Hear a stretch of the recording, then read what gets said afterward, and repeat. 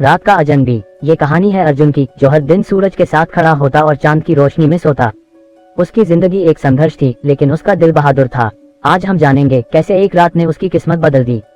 अर्जुन एक मेहनती और होनहार लड़का था, जो खेतों में काम किया करता था।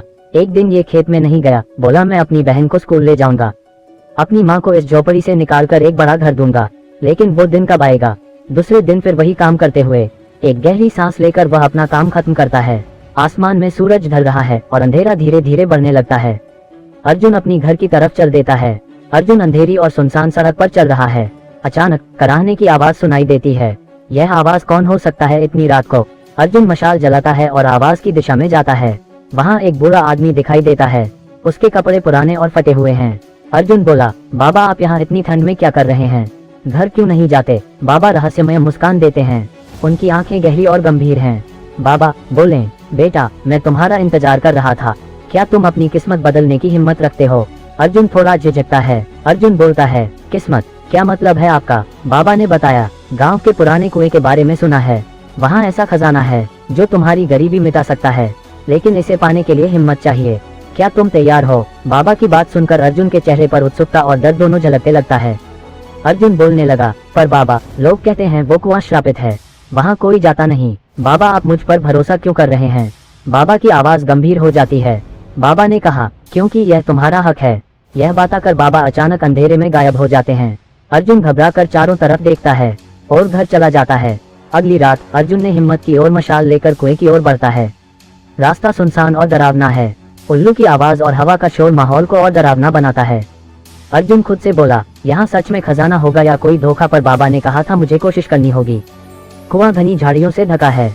अर्जुन मशाल की रोशनी में झाड़ियों को हटाता है। अर्जुन ने देखा कुएं के अंदर कुछ चमक रहा है।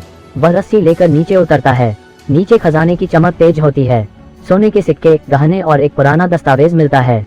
अर्जुन दस्तावेज पढ़ता है। उसमें लिखा था, ये खजाना राजा पृथ्वीसेन का है। इसे गरीबों की मदद के लिए छुपाया गया था, लेकिन इसे श्रापित किया गया है।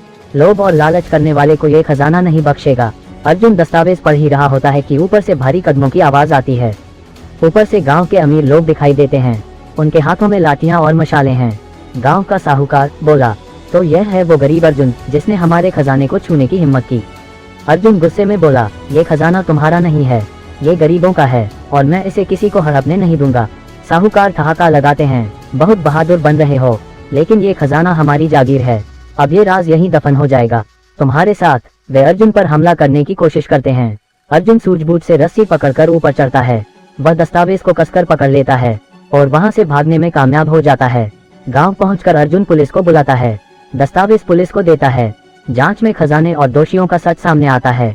पुलिस अफसर ने कहा, साहूकार और उसके साथी दोषी हैं। इन्होंने न केवल खजाना छुपाया, बल्कि अर्जुन के पिता को भी मार डाला। इन्हें सजा मिलेगी। गांव वाले अर्जुन की बहादुरी की सराहना करते हैं। खजाने को गांव के विकास के लिए इस्तेमाल किया जाता है। अर्जुन अपनी माँ और बहन से बोलता है, अब हमारी गरीबी खत्म हो गई, पिताजी का सपना पूरा होगा। अर्जुन की माँ और बहन के चेहरे पर खुशी के आंसू हैं।